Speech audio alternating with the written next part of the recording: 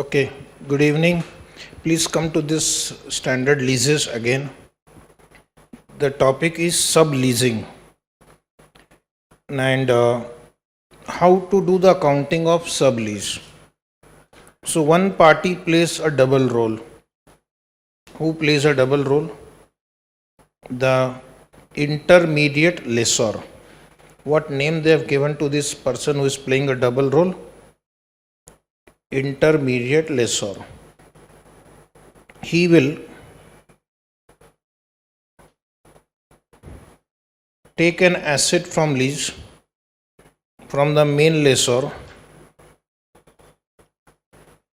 and he gives it on lease to the another party, that is lessee. So he is a lessor also and he is a lessee also, this party. Okay. So this will be accounted as two transactions. This is one transaction. This is another transaction. In the first transaction, he is a lessee. So you will think from lessee's point of view. And in the second transaction, he is a lessor. So you will think from lessor's point of view. As far as when he is a lessee, first transaction, there is nothing called operating lease or finance lease. It is a lease. But when he is acting as a lessor, then we have to see whether this second part is an operating lease or a finance lease. And accordingly, the accounting will be done. Okay. So if the head lease is a short-term lease that the entity has as a lessee accounted for by applying short-term lease exemption. We are talking about this one, head lease. This they have given a name called head lease and this name is sublease. So if the head lease is a short-term lease, head lease is a short-term lease and the entity has availed the short-term lease exemption, then this sublease will be classified as operating lease only. Then the sublease will be classified as operating lease only. Okay, if the head lease, the entity has adopted short-term lease exemption, then the sublease will be treated as operating lease. So accounting will be very simple. No discounting, etc. would get involved. Here you are paying the expenses. You treat it as an expense. Here you are receiving the income. You treat it as an income. Otherwise, now suppose this head lease is not a short-term lease exemption. So you have recognized right of use asset and you have recognized lease liability here. Then in that case, the accounting of sublease can be operating lease or finance lease. So the sublease should be classified by reference to right of use asset arising from head lease rather than by reference to the underlying asset. For example, the item of property, plant or equipment that is subject of the lease. So whether this lease is a finance lease or whether this lease will be operating lease will depend on how you have accounted as right of use asset for the main lease. Now if the right of use asset here is suppose for 5 years, sublease is also for 5 years, then what are the chances? Finance lease, for example, if this is also 5 years, that also I have given for 5 years. So the chances are that it will become below finance lease. But suppose this is for 10 years and that lease I have given only for 2 years, then operating lease. This I have taken 10 floor building on rent. Out of that I only leased out 1 floor, 2 floors, remaining 8 or 9 floors I am using. Then it can be operating lease. So first you look at your right of use asset. In relation to that, look at the sublease and then decide the classification of the sublease.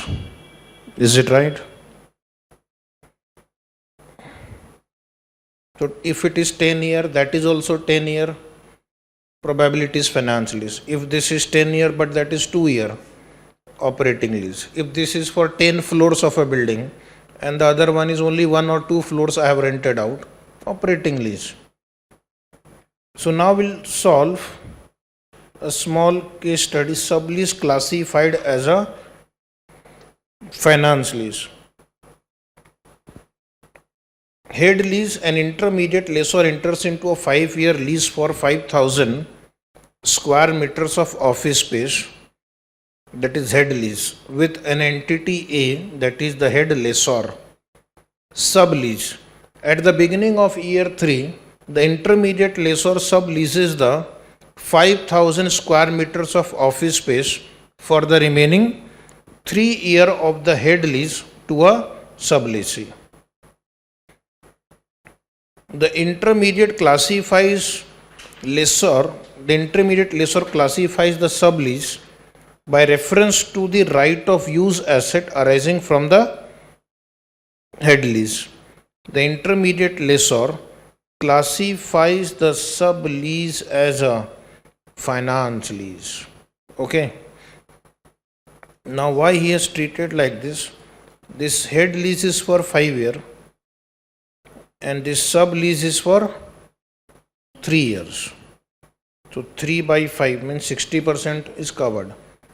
The standard is silent about what is, no, the standard is silent about, standard is silent about substantial word and major word. So in their opinion, it is based on judgment. So they decided to classify it as a finance lease. So when the intermediate lessor enters into a sublease, now the intermediate lessor derecognizes the use of the asset relating to head lease that is transferred to sublease and recognizes the net investment in the sublease. You have to put lot of concentration here. We are talking about this question from this party's point of view. Intermediate lessor.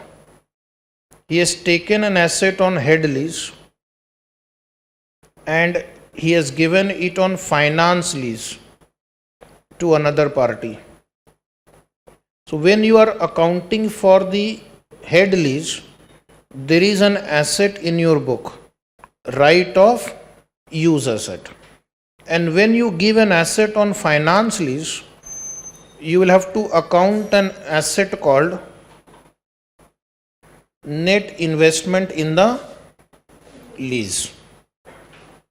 So you will recognize this asset, debit, and you will derecognize the right of use asset.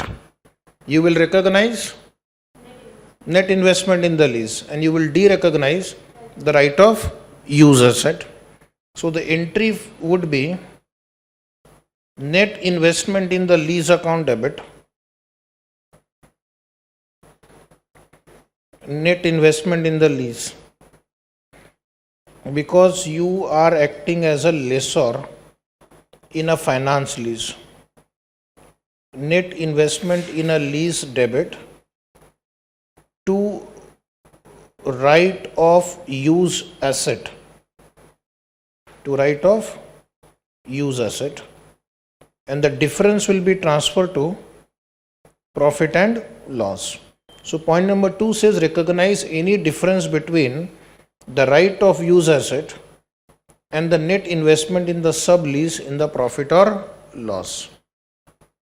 If you have transferred proportionate part, then you will do the calculation on the basis of the proportion. Is it right? Then point number C. Now again look at the top where I am writing a circle, drawing a circle now. Here I have created 2 accounts, right of use asset account debit to lease liability.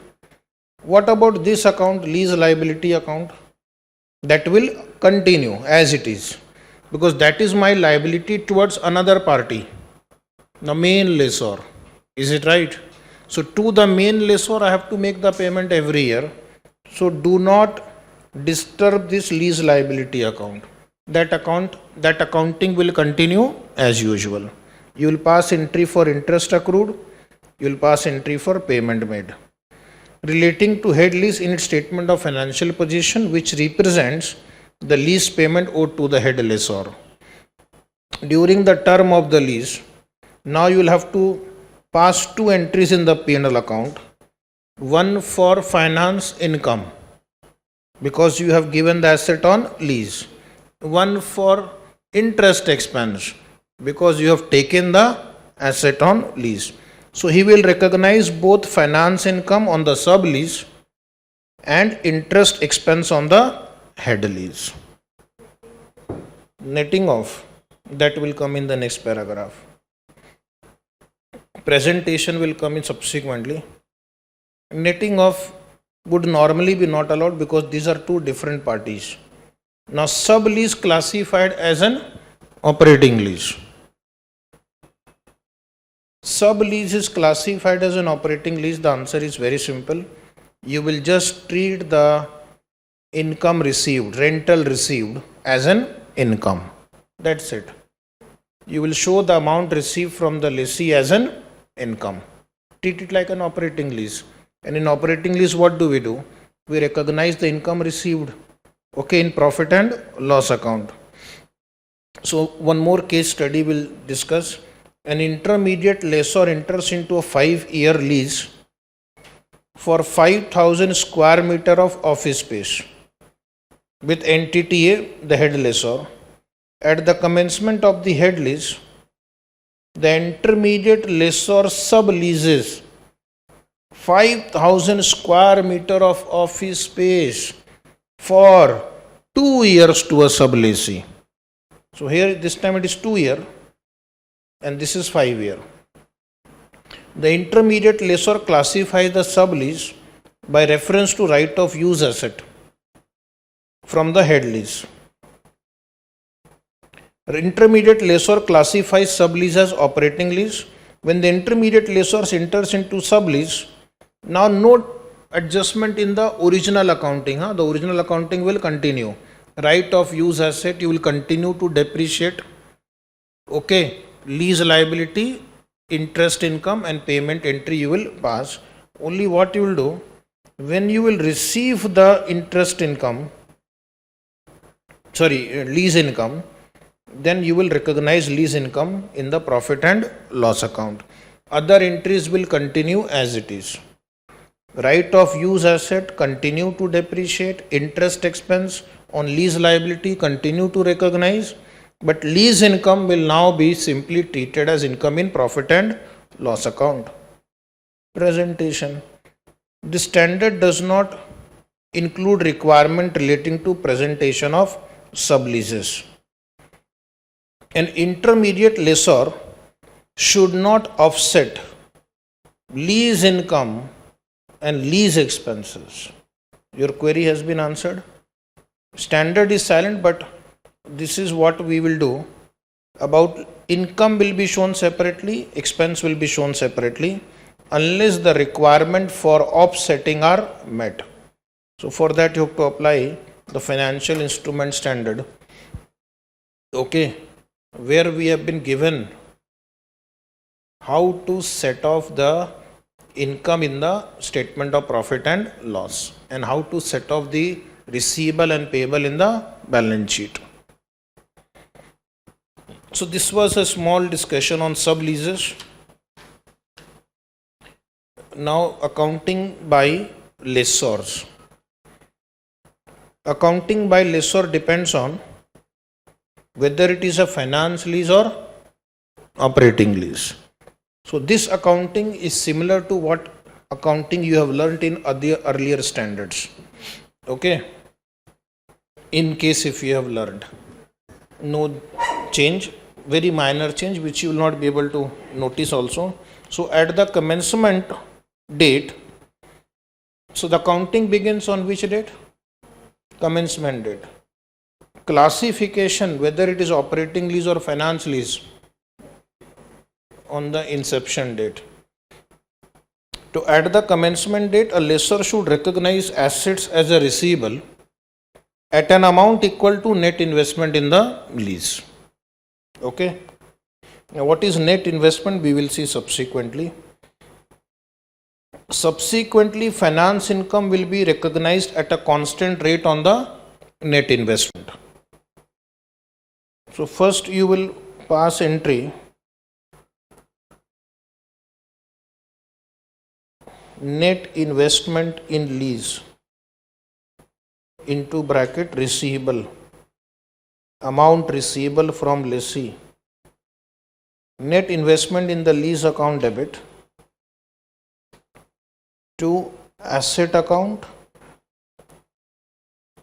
or if you are a seller, dealer, manufacturer, then you will record it as a sale.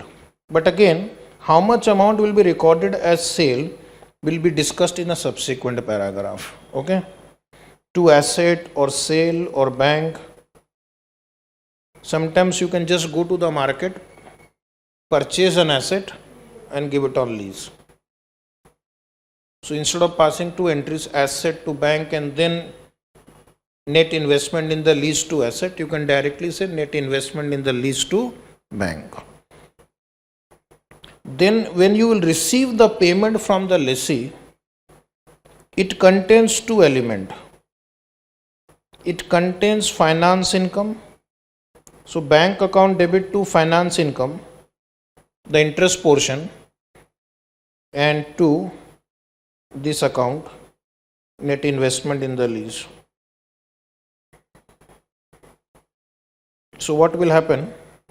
Every year you will recognize interest equal to opening balance into implicit rate of return. How much interest you will recognize?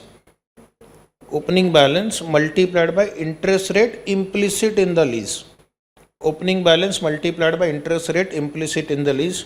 So every year you will get a constant return on your opening balance. Is it right? So as your balance will keep on reducing, the interest income will also keep on reducing. But as a percentage of opening balance, constant return. And during any rent-free period also, this will result into accrued finance income, increasing the finance lease receivable. So if it is a rent-free period, you are not receiving any amount, still you will have to pass the entry for interest accrued. So in that case, if there is a rent-free period, you will not receive the amount, but at least the interest will accrue. So that interest that will accrue, we will debit to finance lease receivable, that is net investment in the lease, debit to interest income. Interest account, receivable account debit. So interest receivable I will add to my receivable account. Okay.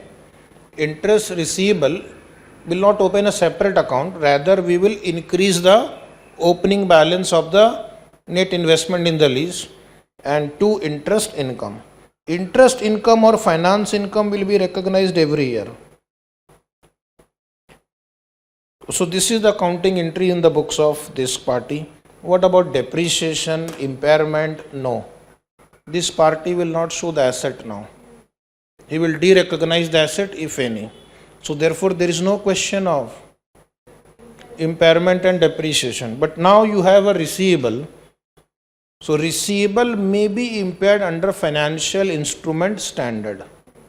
Receivable will be impaired under financial instrument standard. So let us continue further. Quickly discuss three definitions. What is the net investment in the lease? Net investment in the lease is the present value of gross investment in the lease, discounted at interest rate implicit in the lease. So net investment in the lease is the present value of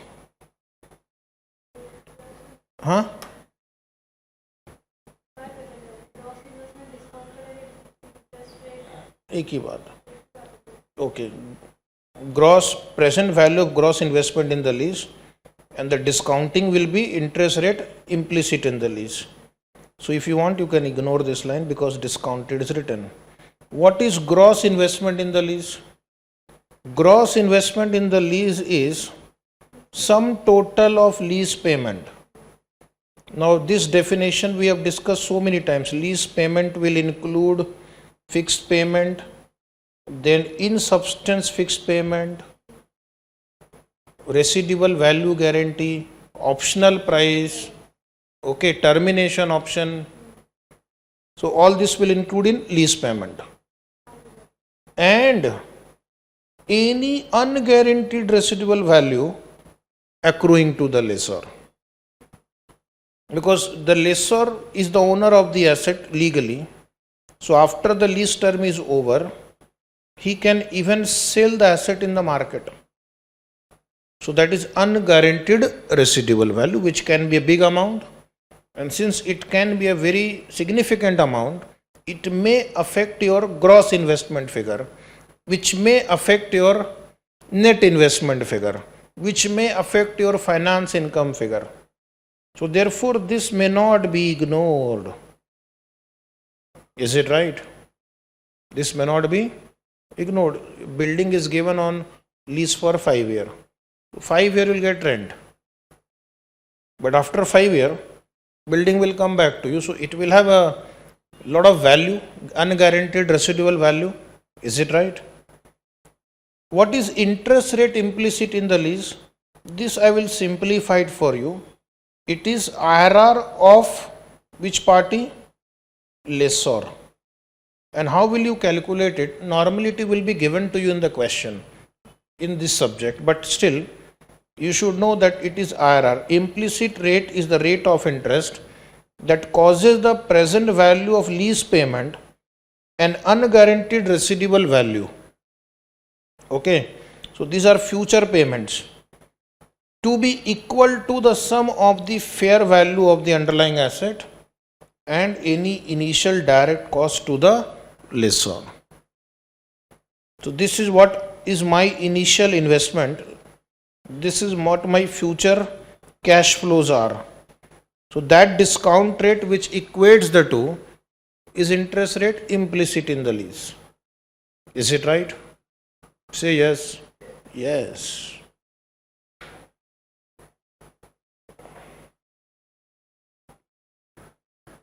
So can I say the net investment in the lease is nothing but fair value of the underlying asset plus any initial direct cost of the lessor? I am asking you a question to test your intelligence. Can I say that net investment in the lease is equal to fair value of the asset plus any direct cost of the lessor? The answer is yes.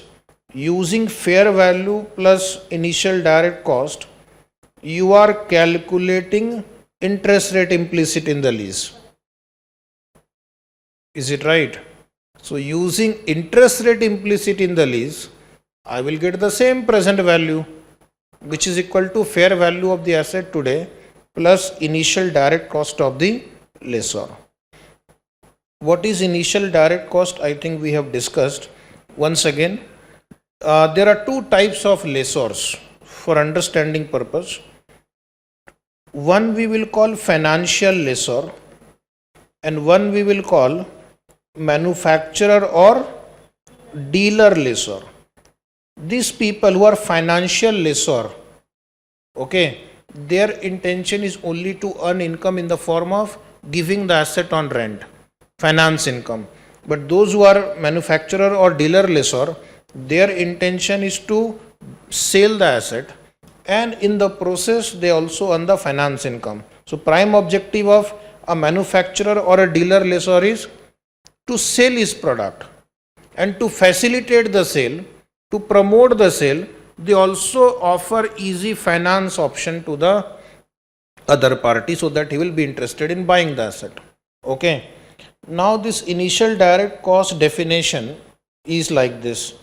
For lessor other than a manufacturer or a dealer lessor, it means initial direct cost should be included in the initial measurement of investment in the lease and reduce the amount of income recognized over the lease term.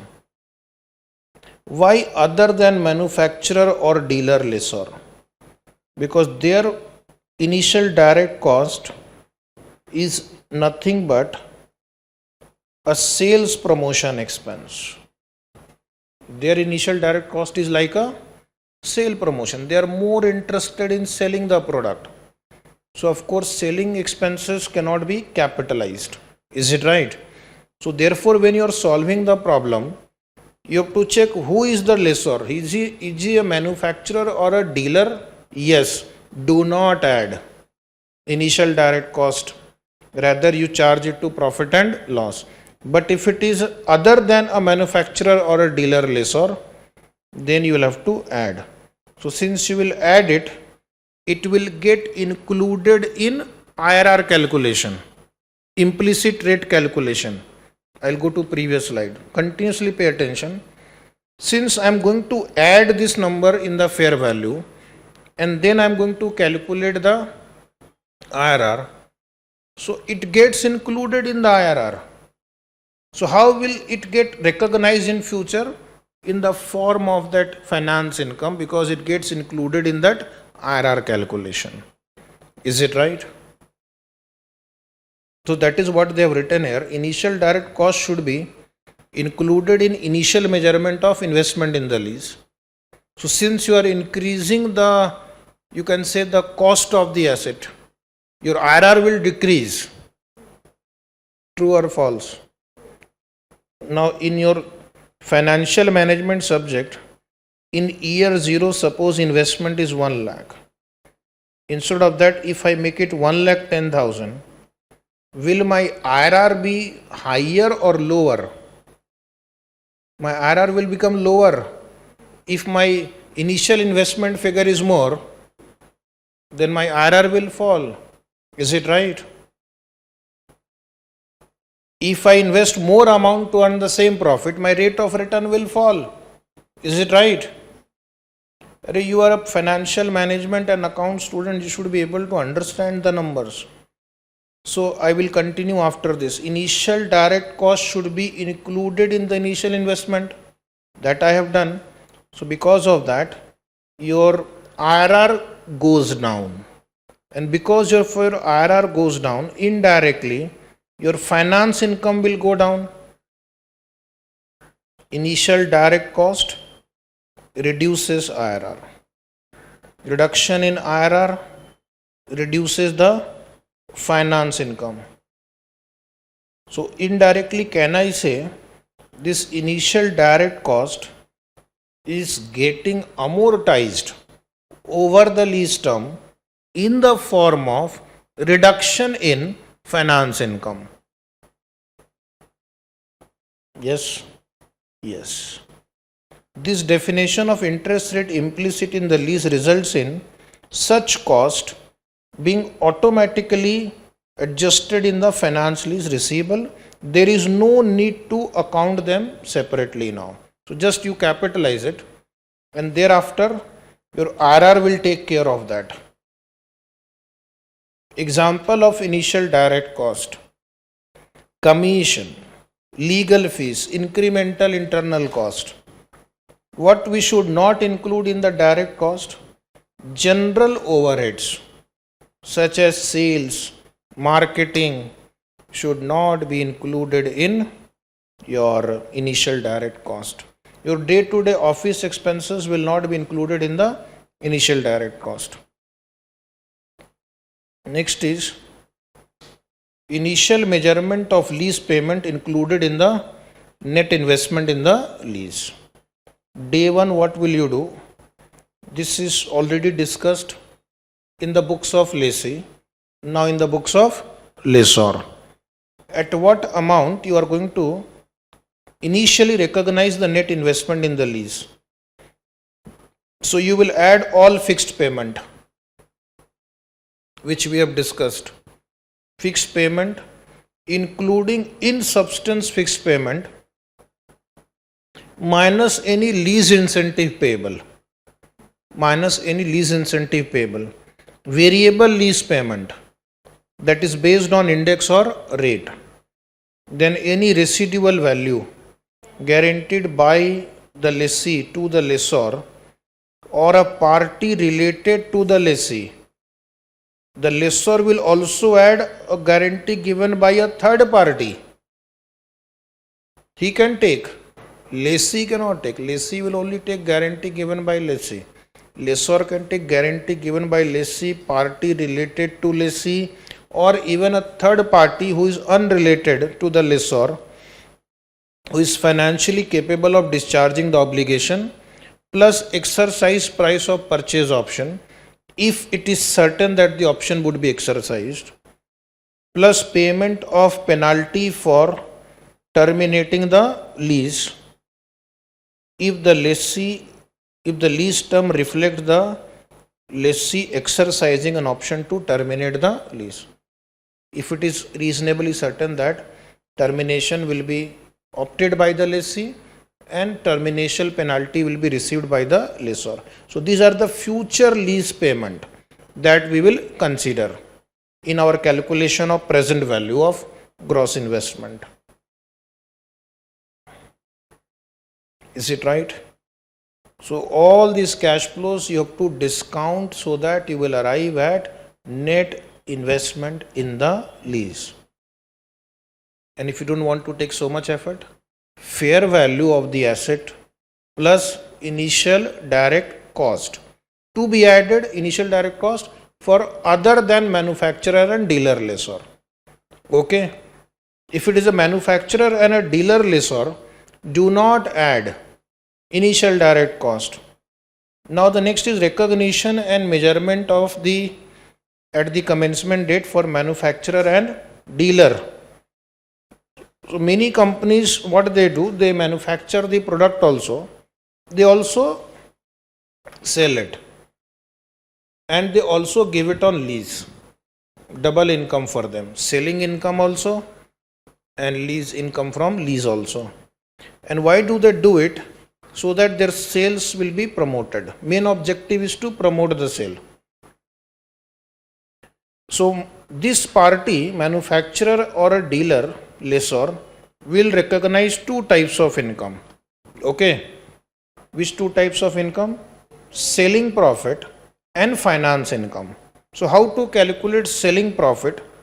Selling profit is the difference between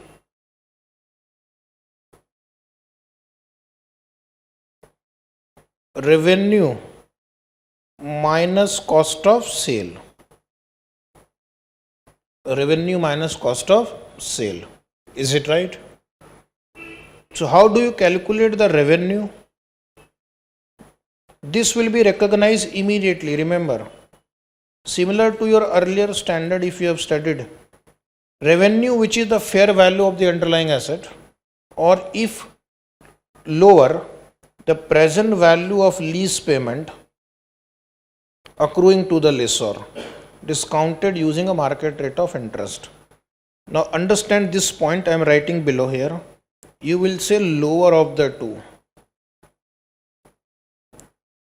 So revenue is lower of the two.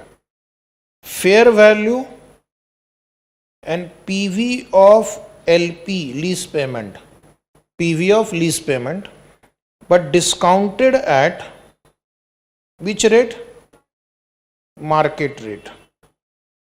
Not the rate at which you have offered to the customer. Not the rate at which you have offered to the customer. So the standard says sometime what happens, in order to attract customer, company may offer a very low rate of interest. Okay. Company may offer a. So nowadays in the newspaper, sometime I read that which says you can take a BMW car at 4% interest rate, but the market interest rate is 10%. So the standard says you use market rate of interest. Okay, substance over form, take market rate of interest. If you use a very low rate of interest, you know the relationship between present value and discount rate. Lower the discount rate, higher the present value. Lower the discount rate, higher the present value. So it is possible that if I use a very low discount rate, my revenue will be higher. My revenue will be higher. Okay. And then in the process, effectively what you are doing, the finance income which should have been recognized in future gets recorded now because your revenue figures you increase.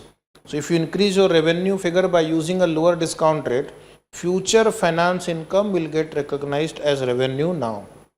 So the standard says no, you take a market rate only. To the customer you can quote whatever you want to quote him. And then you will compare it with the cost of sale. What is cost of sale? Cost of sale means your cost.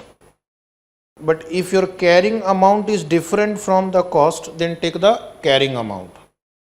Cost or carrying amount of the underlying asset minus the present value of unguaranteed residual value. So this you don't consider. So I will take cost or carrying amount minus PV of unguaranteed residual value. Okay. So that is cost of sale. The difference between the two is your selling profit or loss. So the difference is revenue minus cost as usual. And that will be immediately recognized in the profit and loss. The selling profit or loss on a finance lease should be recognized at the commencement date, regardless of whether the lessor transfers the underlying asset or not. So we are right now talking about finance lease in the books of manufacturer or a dealer lessor. So finance lease is more like a financing arrangement. Okay. But at the same time you are a manufacturer or a dealer lessor. So for you it is like a sale transaction also. You are selling the asset and you are allowing the party to pay in installment. Similar to your installment system accounting. Is it right? Which you used to learn in basic accounting classes. Installment accounting. You are selling the asset also, but you are allowing the other party to pay in installment. So at the time of sale, we will recognize selling profit because there is a sale element also. Selling profit is sales minus cost of sale. Okay.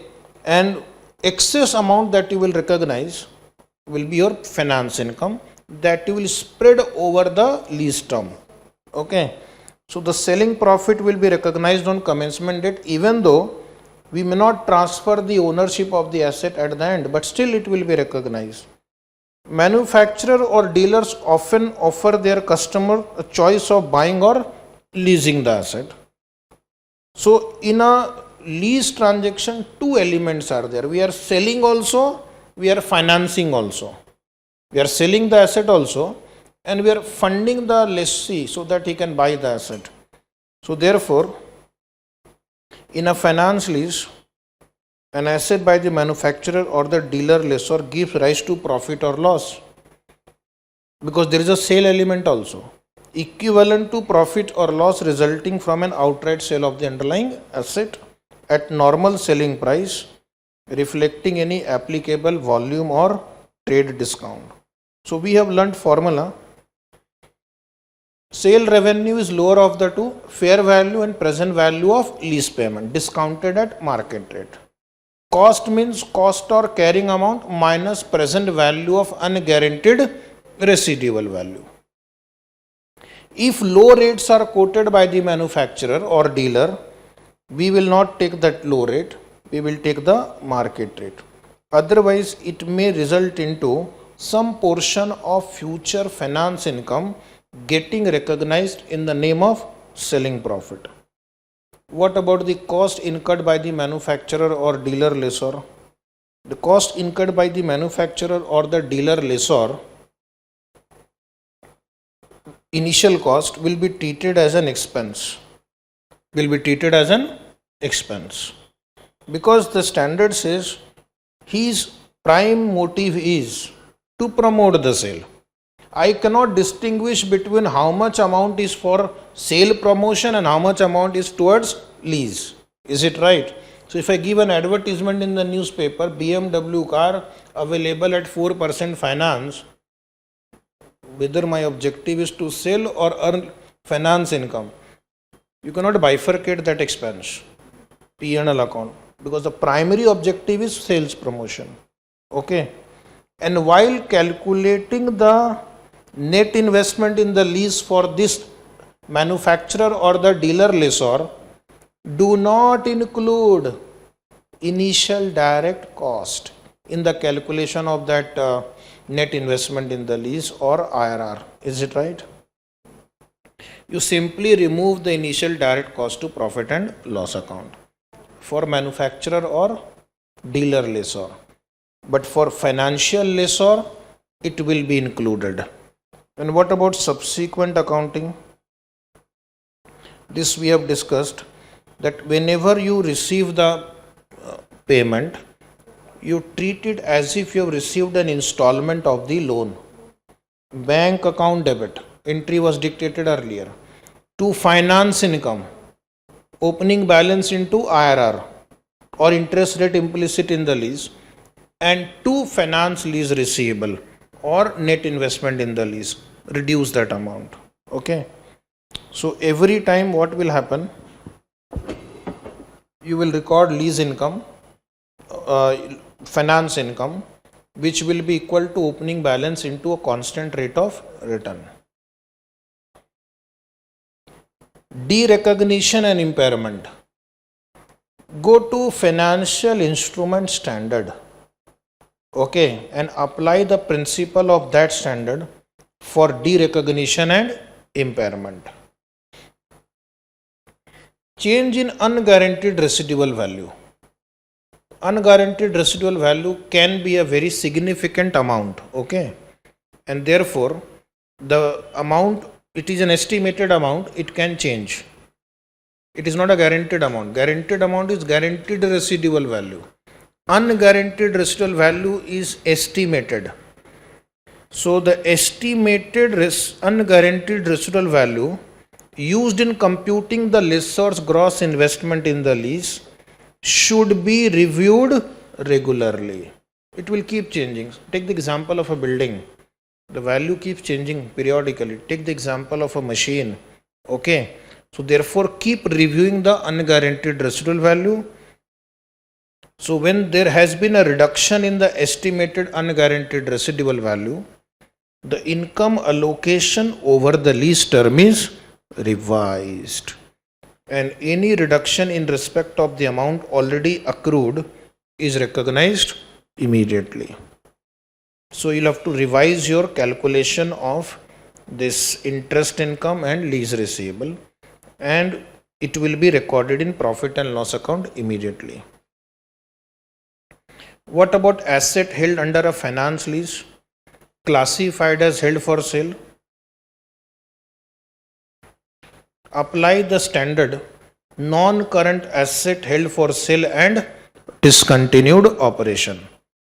So it is possible that you may decide to classify the asset under finance lease.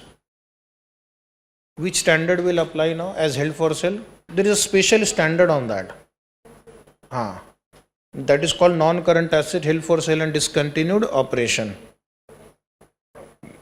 Under Ind AS, the number is Ind AS 105. Under IFRS, the number is IFRS 5.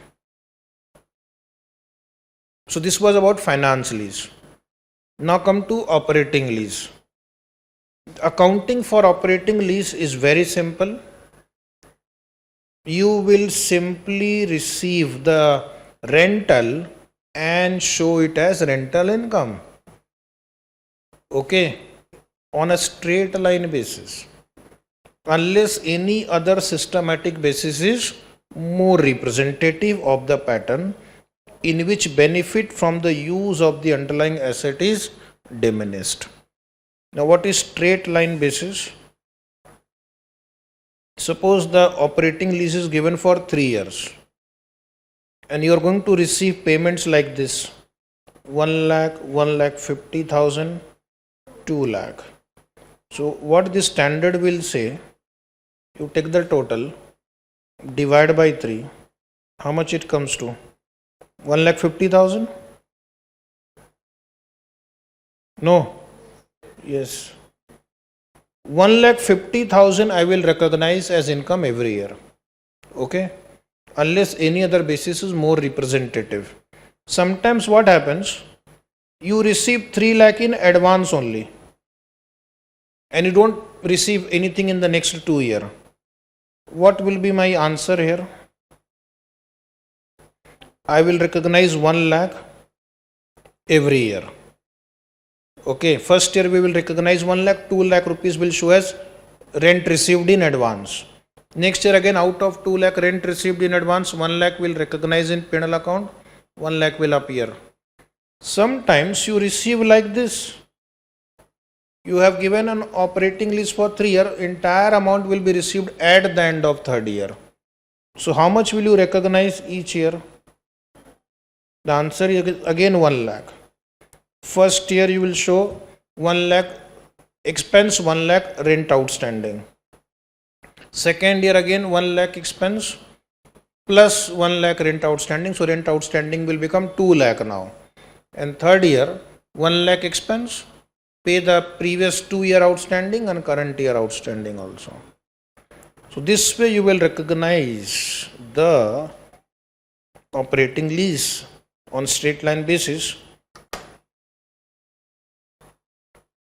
Variable lease payment under operating lease other than those that are dependent on an index or rate.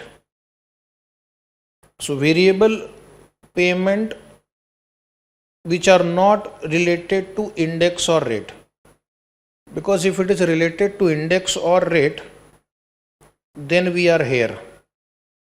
Okay, then it is in substance fixed payment. Then it is in substance fixed payment. So you will follow straight lining or other basis which is more representative.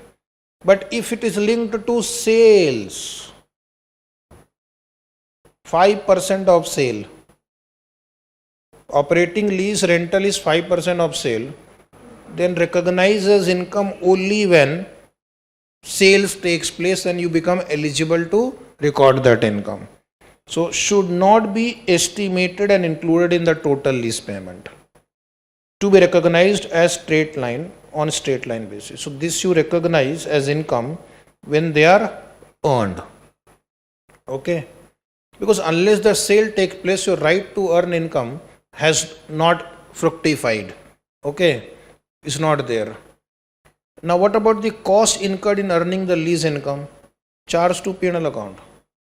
Charge to P&L account. So whatever maintenance cost, repair cost, commission, brokerage is incurred, charge to P&L account.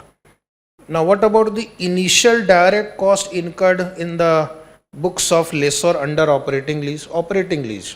In operating lease we are capitalizing the asset. So this cost will be added to the carrying amount of the underlying asset and recognized as expense over the lease term on the same basis as lease income. So initial direct cost in operating lease in lessor will be added to the carrying amount of the underlying asset. What about depreciation? Who will provide depreciation? The lessor. Okay. What will be the depreciation policy? Whatever depreciation policy they follow for similar asset. So you will apply the respective standard, which is if it is a tangible asset, property, plant and equipment, and if it is an intangible asset, then intangible asset standard. What is the number? 36. Very good. Amazing. Is it 36? Yes. Impairment of the asset subject to operating lease. Apply the standard on impairment. Number only. Which number? Impairment of asset standard. for operating lease asset. Suppose you have given a machinery on lease and it might be impaired. So you'll apply the impairment of asset 38 number. Okay. What about the accounting by manufacturer and dealer lessor for operating lease? For operating lease, do not recognize selling profit in the books of manufacturer or dealer lessor. Yes or no? Manufacturer or dealer lessor will recognize selling profit only in case of finance lease, not in case of operating lease. Suppose you are giving a car for 3 months on operating lease. You are a manufacturer also. Will you recognize the selling profit on that? No. You will only recognize the operating lease income. Operating lease is not equivalent to a sale. Underline. Okay. So all basic points they have covered in the standard. Now next is assets cease to be rented and become held for sale. Assets cease to become rented and become held for sale. What do you mean by this? Some companies, what they do, they have a policy. They will just keep on giving the asset on rent for some years. And after that, now they think that this is not useful for renting out. They move it from rental activity and they held it for sale. Then again they will buy new asset, again they will use it for renting, again they will sell it. So the standard says entities that in the course of their ordinary activities routinely sell items. That means those companies which have say 100 cars which are given on rental, this is a routine activity. Routinely sell items that have been held for rentals to others. So this is my normal activity. Every year I sell many cars, again I buy many cars, again I give it on rent So now there is a special treatment. This item which is held for sale are required to classify this asset to inventory. So what will be the classification of this asset when they are transferred to held for sale, when they want to sell it? Now you treat it as inventory because this is your routine activity at their carrying amount. At what amount you will transfer? Carrying amount. When they cease to be rented and become held for sale.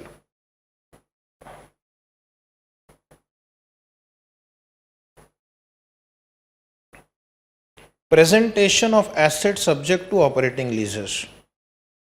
Lessors should present assets subject to operating leases in their statement of financial position or balance sheet according to the nature of the operating underlying asset. So if it is a property, plant, equipment, you put it under property, plant, equipment. If it is intangible asset, you put it under intangible asset. So whatever is the nature of the asset, if it is say car, then motor vehicle, whatever heading you have in the property, plant and equipment. Yes, financial assets are not operating, leased on operating lease. Investment property, good. Now the last part, the main last part, then there are minor issues like differences, transitional provision, disclosures. But the main accounting issue now left is sale and lease back. This is different from the old standard. This is different from old standard. This is all together a different accounting, a complicated piece of accounting. So you will pay attention. We'll take one good example also to understand. So what do you mean by sale and lease back? The diagram is also drawn in your book. There are two parties, A and B. A sells the assets. B gives the asset on lease to A. So we will give a name to Mr. A. or entity A, seller lessee. He is seller and is lessee. And we'll give a name to be buyer lessor. He is a buyer in the first transaction and is a lessor in the second transaction. Okay, if an entity, that is in our diagram A, seller lessee, transfers an asset to another entity, that is the buyer lessor, the lease and leases that asset back from the buyer lessor. Both the seller lessee and the buyer lessor are required to account for the transfer contract and the lease as per this standard. Okay. So how will A record the transaction and how will B record the transaction? Okay. So A is selling the asset, but at the same time A is taking the asset on lease. Okay. So you can say we will have to de-recognize the asset and we'll have to recognize right of use of asset. We will assume that short-term exemption is not availed. Is it right? So you have to pass entry for de-recognition of the asset, pass entry for recognition of right of use asset. You have to also pass entry for profit made. Is it right? And we have to also check whether the sale was at fair value, more than fair value, or less than fair value. That is also possible. Sale may be more than fair value, less than fair value, equal to fair value. Why more than fair value? Why A will charge more than market value to B and why B will be willing to pay? Okay, possible. Like for example, the fair value of the asset may be 10 million, but the actual sale price may be 12 million. Okay. So normally in such transactions, what happens? If the normal lease rental will be 1 million, in this example, the lease rental will be say 1.5 million. So indirectly you are compensating the other party. He paid you something more today. You paid him back in the form of higher lease rental. The standard says no. There is some problem here. This extra 2 million that B has paid to A is nothing but an additional loan B has given to A.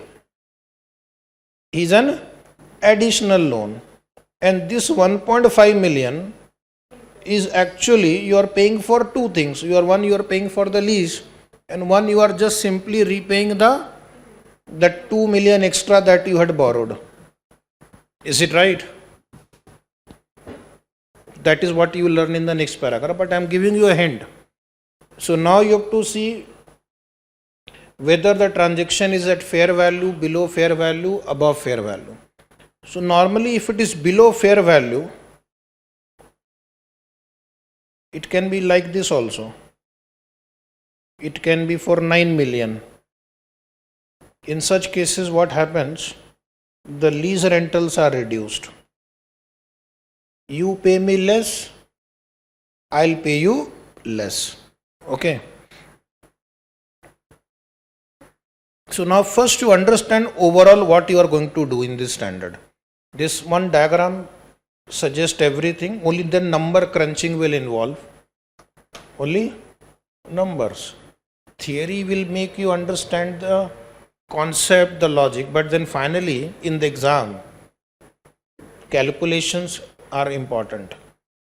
So see this diagram, there is a party whom we will call seller lessee. He transfers the asset to another party whom we will call buyer lessor.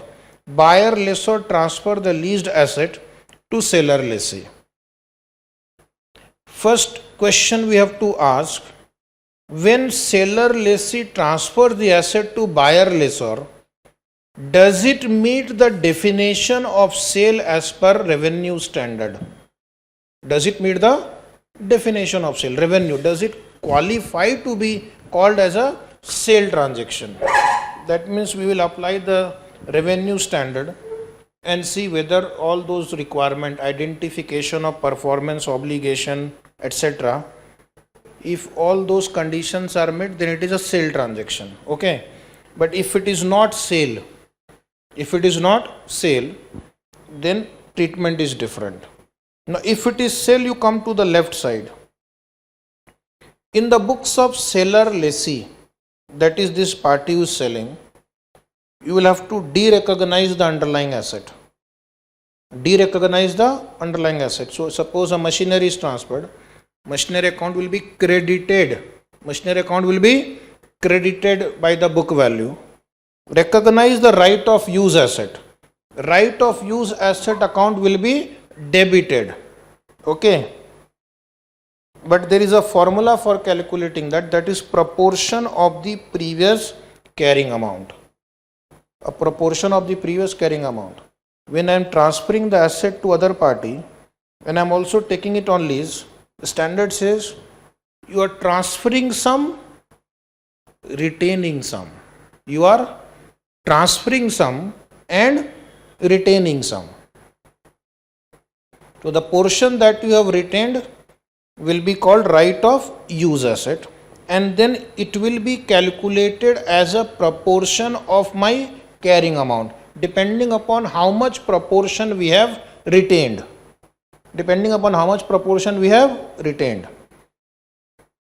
Suppose the fair value of the asset is 20 lakh.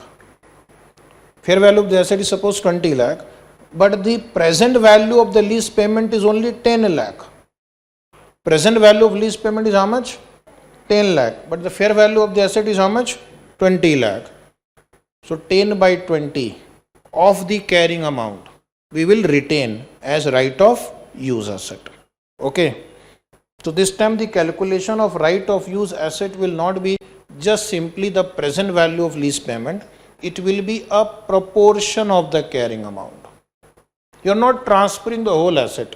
You are transferring only a proportion, retaining a proportion.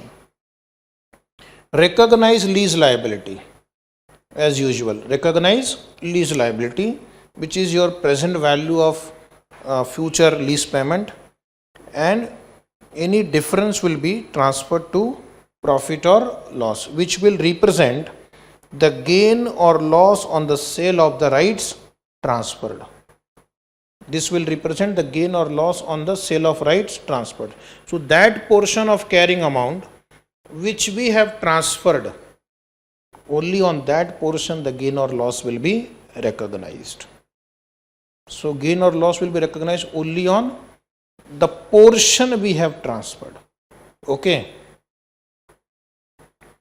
So seems to be little complicated. Once again, point number 1, derecognize the underlying asset. Recognize right of use asset as a proportion of previous carrying amount. Recognize liability also, and you recognize the gain or loss on the rights transferred. What about the buyer or the lessor? Recognize purchase of asset. Now, lessor accounting is very different from lessees accounting. Lessor accounting is he will purchase the asset because he is a buyer, and then depending upon whether it is operating lease or finance lease, subsequent accounting will be done in the books of the lessor. Same what we discussed just last 1 hour, in the last 1 hour, same accounting. So in the books of lessor there is no complication. Purchase entry, lease entry, and the lease entry you have already learned, whether it is a finance lease or operating lease. But suppose the answer is no, it is not a sale transaction, it does not meet the requirement of sale transaction, then the lessee, seller lessee, will he derecognize the asset now? No, because it does not amount to sale. There is no transfer of control. So therefore you will continue to recognize the asset, And secondly, whatever amount you will receive from the lessor, you treat it as a loan. You treat it like a loan because you are still holding the asset in your book. So amount received from the buyer lessor will be treated as a loan. Okay, and then you will repay the loan as usual in the form of your lease rental. What about the buyer lessor? He will not capitalize the asset now because it is not a sale, so it is not a purchase, and he will recognize the amount given to the seller lessee as a loan given. Loan given is a financial asset. So IFRS standard or the financial instrument standard will apply in both cases here. So it is like loan taken, loan given. Okay. Against the security of your asset, against the security, because the asset will be secured there, but it does not meet the sale criteria. So now we'll see the accounting in the books of both the parties, the seller and the buyer. Assessing whether the transfer of the asset is a sale, because as you have seen in the diagram, if it is sale, accounting is different. If it is not sale, the accounting is altogether different. So apply the standard revenue from contract with customer to determine whether the transfer of the asset can be accounted for as a sale of that asset. So there are some conditions given in revenue standard. Okay. Example. Identify performance obligation, identify transaction price, allocation of transaction price, okay, transfer of control. So all these condition needs to be satisfied for recognition of revenue. If it is satisfied, then you will follow this accounting which is right now appearing on the screen. Keep a pen, pencil ready. I have written some formula here. In your diagram, summary was given. Now we'll see a little detailed version. First, case 1, transfer of the asset results into sale. Okay. Case 1, transfer results into sale. Under that two cases, case 1 in the books of seller lessee, the one who is selling the asset, taking the asset on lease again, seller lessee. So what seller lessee will do? Seller lessee would, one thing we had learned there, de-recognize the underlying asset at carrying amount. But in place of that, you will recognize right of use asset. Right of use asset. Seller should measure the right of use asset. At what amount? Arising from the leaseback at the proportion of the previous carrying amount. Some portion of the previous carrying amount of that asset that relates to the right of use retained by the seller lessee. Now how do you compute it? Right of use asset, write down the formula. This formula you will write down. It is the proportion of carrying amount. Carrying amount I will take. Then I will take the present value of lease payment. Present value of lease payment upon fair value of the asset. So this is my ratio. Fair value of the asset is suppose 20 lakh. But the present value of lease payment is only 10 lakh. So 50% of the carrying amount will be retained in the form of right of use asset. So what they are saying is, if the fair value of the asset is 20 lakh and the present value of the lease payment is only 10 lakh, then I am retaining 50%. Is it right? I have not transferred full. I have not retained full. I have only retained portion. So the standard says take proportionate carrying amount. Take the proportion of carrying amount. As if you have not transferred the whole asset. As if you have transferred a portion of the asset. the seller lessee should recognize only the amount of any gain or loss that relates to the rights transferred to the buyer lessor. I will not calculate the gain or loss on that portion of the carrying amount that I have retained. When I have not transferred it, how will I recognize profit or loss? Okay. You will recognize the profit or loss only on that portion of the carrying amount which is transferred to the buyer lessor. So gain or loss will be recognized on this part. Is it right? That again is a formula we'll see below. First point is de-recognize the carrying amount of the asset. That is easy, whatever is carrying amount, credit, but that will be substituted by right of use asset equal to a proportion of the carrying amount. That is how much right we have retained in that asset. The right we have retained in the asset is a ratio of present value of lease payment upon fair value of the asset, which means remaining right in that asset I have transferred. So the right which I have transferred, I will recognize gain or loss only on this part. I will recognize gain or loss only on this part. Which part? The part, the right which we have transferred. Okay. We'll see the problem and then you will understand the numbers. In the books of buyer lessor, the buyer lessor should account for the purchase of the asset as per the applicable standard and apply the lease accounting as per this standard. So no specific calculation here, no complicated calculation here. Now the standard wants to ensure that substance over form is followed. Sometimes the sale value may be more than fair value or less than fair value. Sometimes lease rental will be more than fair value or less than fair value. So in that case, substance over form will be followed.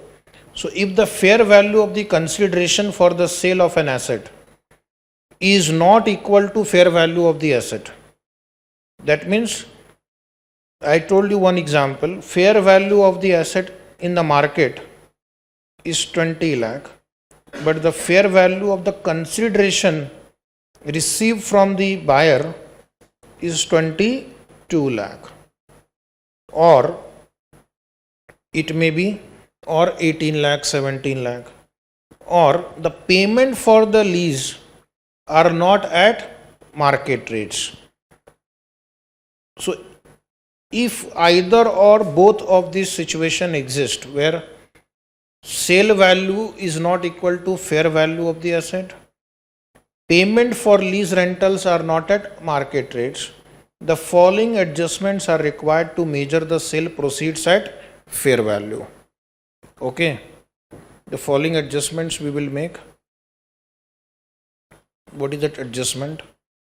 Any below market terms should be accounted for as a prepayment of lease payment. Should be treated as a prepayment of lease payment. Now see on the screen, or I will write here only. The fair value is 20 lakh, but the sale value of the asset they are fixed at only say 15 lakh or 18 lakh or 19 lakh.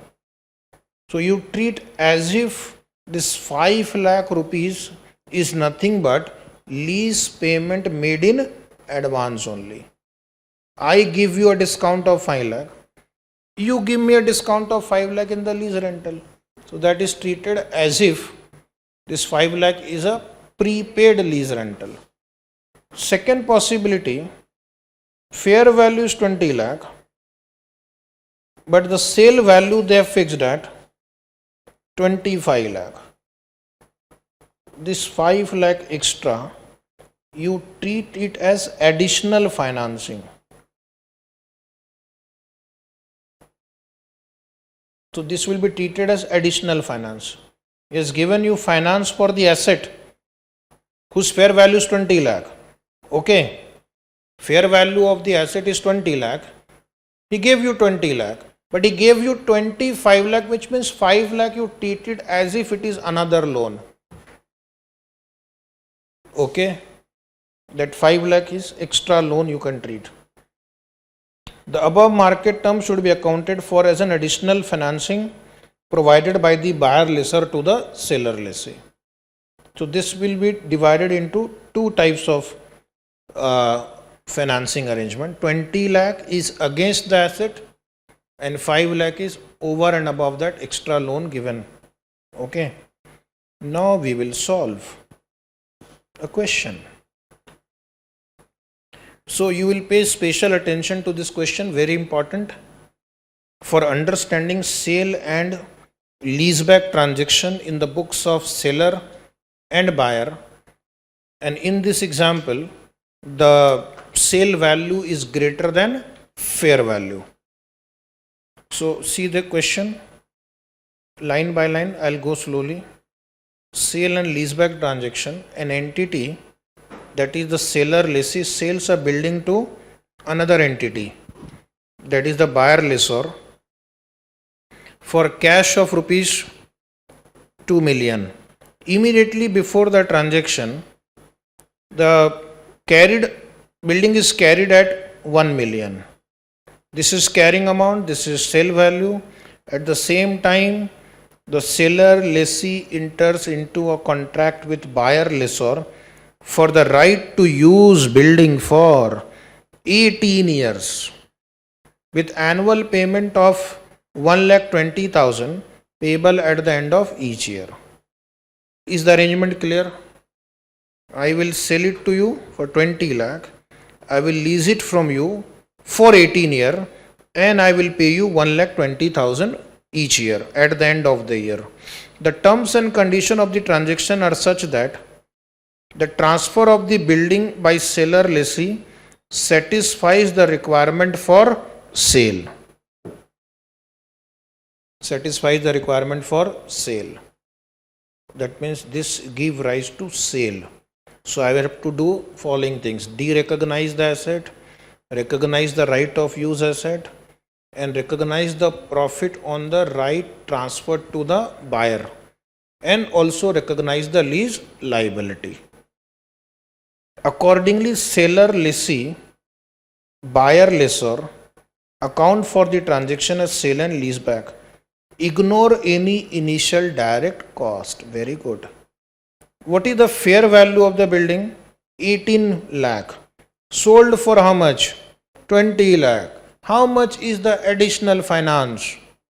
2 lakh. Because the consideration for the sale of the building is not at fair value, seller lessee and buyer lessor make adjustment to measure the sale proceeds at fair value. The amount of the excess sale price of 2 lakh, how this 2 lakh has come? 20 lakh minus 18 lakh is recognized as additional finance by buyer lessor to seller lessee. Interest rate implicit in the lease is 4.5% per annum. Present value of annual payment. Now this you have to do the calculation in the exam. How much is your annual payment? 1,20,000 per annum. 18 year, 4.5%. Find out. 1 divided by 1.045. Press equal to 18 times. Press GT. Multiplied by 1,20,000.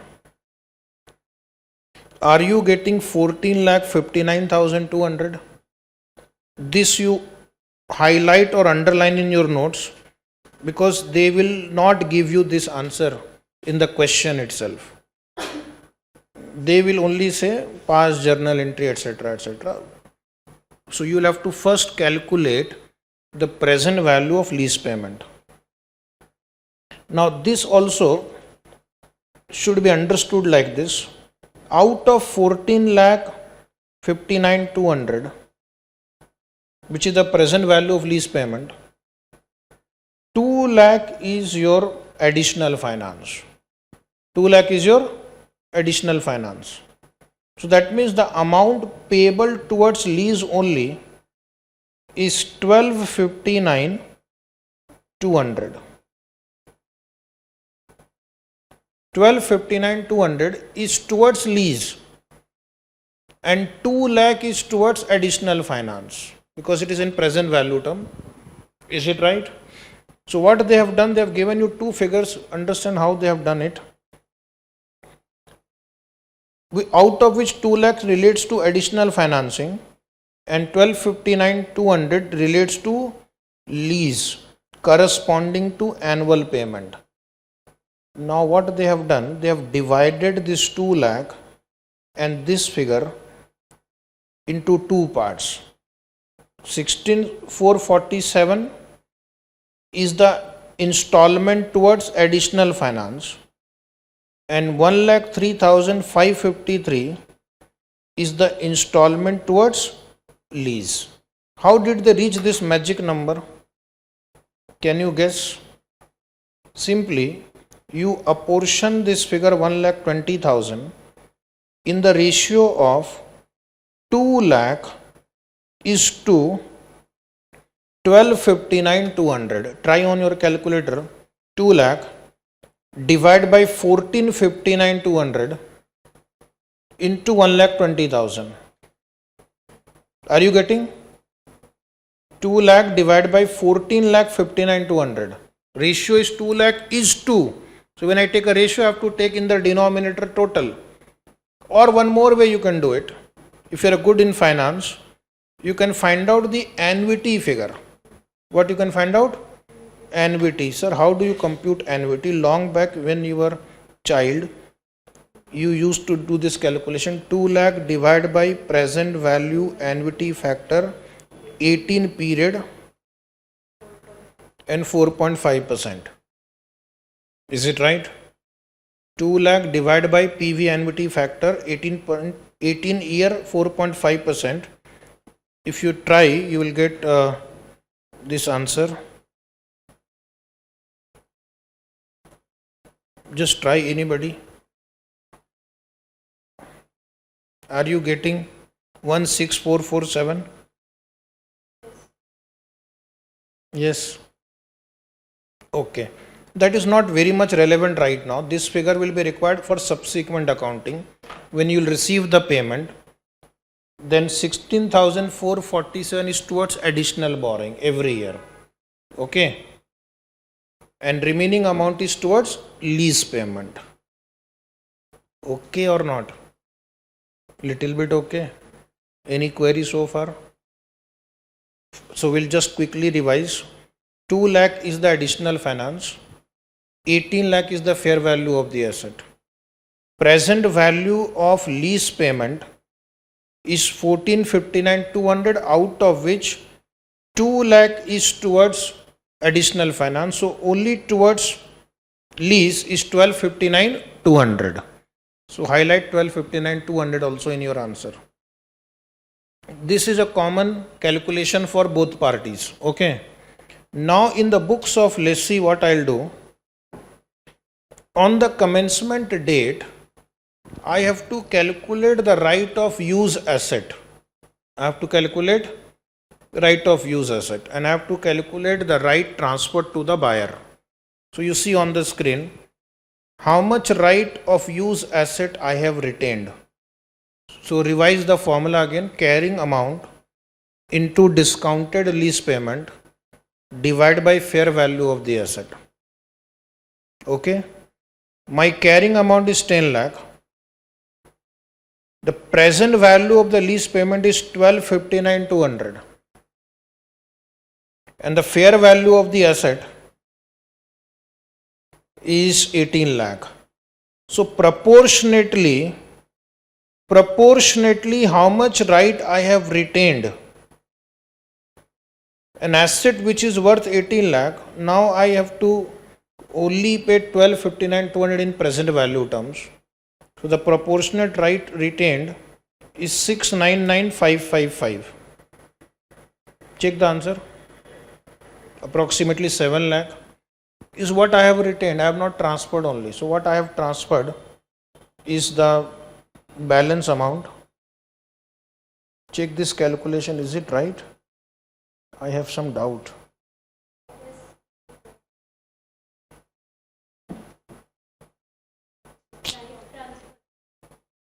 Right transfer to the buyer.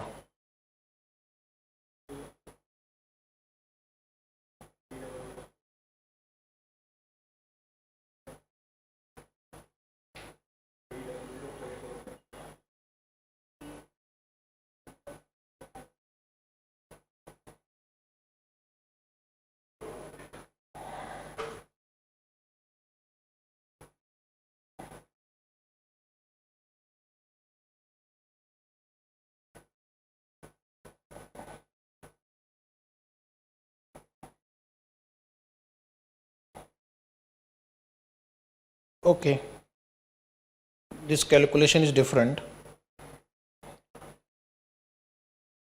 How much is that? 445. Anyway, this is not printed in your notes also. Not required also. Don't worry.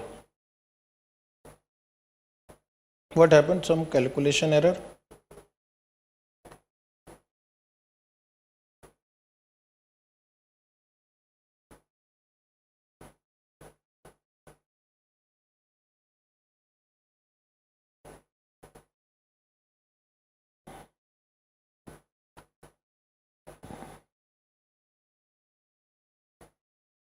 Okay, you just remember up to this now. We'll come back to this. Right retained we have calculated. Seller lessee recognizes only the amount of gain that relates to the rights transferred to the buyer or lessor. Now we have to learn the calculation of gain on the rights transferred to the buyer. So how do we do this calculation? Proportionately. See, total gain on the sale of the building is 8 lakh. How did you reach this 8 lakh? 8 lakh is the difference between, you can understand from this diagram for easy understanding. We have sold the asset at a fair value of 18 lakh. Will not take 20 lakh. Extra 2 lakh you just treat it as a additional loan. Carrying amount was how much? 10 lakh. So theoretically what is my gain? 8 lakh. But I will not recognize gain. I will not recognize gain on that part. I will not recognize gain on that part which I have, complete the line, retained. So therefore the first calculation gives me the gain on that part which we have retained, proportionate amount. 8 lakh is the gain, say yes, into 12,59,200 divided by 18 lakh. 12,59,200 is the present value of lease payment and 18 lakh is the fair value. So this portion I have retained out of 18 lakh. So I will only recognize proportionate profit. So take your calculator, first type 8 lakh, divide by 18 lakh into 12,59,200. 559,645. Okay. And if you want to try the rights transfer to the buyer lessor, so that also you can do proportionately. 8 lakh divided by 18 lakh into the remaining amount. 18 lakh minus 12,59,200. 18 lakh is the total fair value. This is the present value of the rights retained, lease payment, present value. Or what you can do in case if you don't want to take so much hassle, there is a shortcut also. What is that shortcut? The total profit is 8 lakh minus 559,645. That will automatically come to 240 355. So you can write this or. Okay. If you want to understand again with the help of this diagram, gain on sale is 8 lakh. The portion of the gain related to right of use asset is 559,645. So this we will not recognize. This we will not recognize. And this portion which is related to rights transferred, this portion of the gain we will recognize. This portion of the gain we will recognize. That's it. Now see the journal entries. In journal entry, cash account debit will come. You will receive 20 lakh. Okay. This 20 lakh has following components. It is towards the building sold and it is towards additional finance. 18 lakh is towards building sold and 2 lakh is towards additional finance. So cash account debit 20 lakh. We will debit right of use asset. Okay. 699,555. In this type of arrangement, the right of use asset will be a proportion amount of the existing carrying amount that we have calculated. Building will be derecognized from the book now. And financial liability, actually we can divide into two parts: lease liability and financial liability.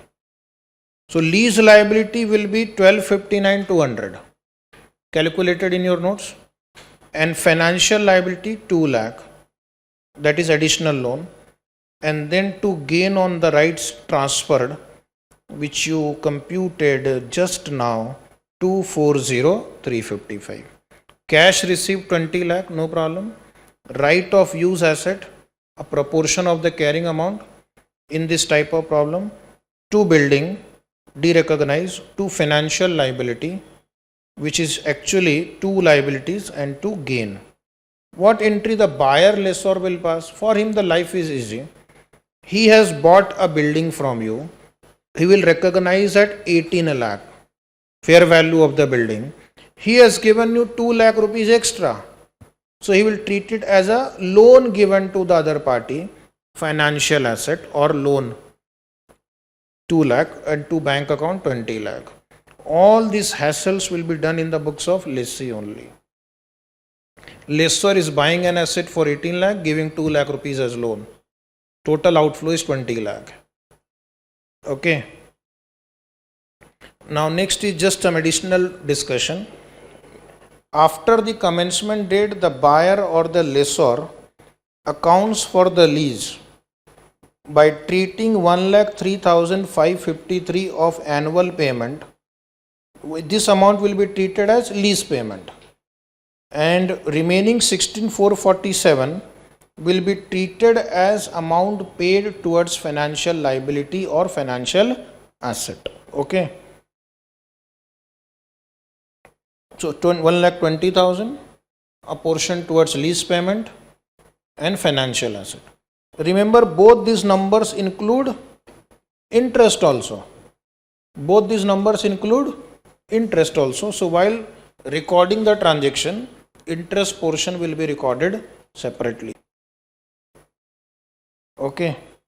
What about the transfer of the asset, which is not a sale?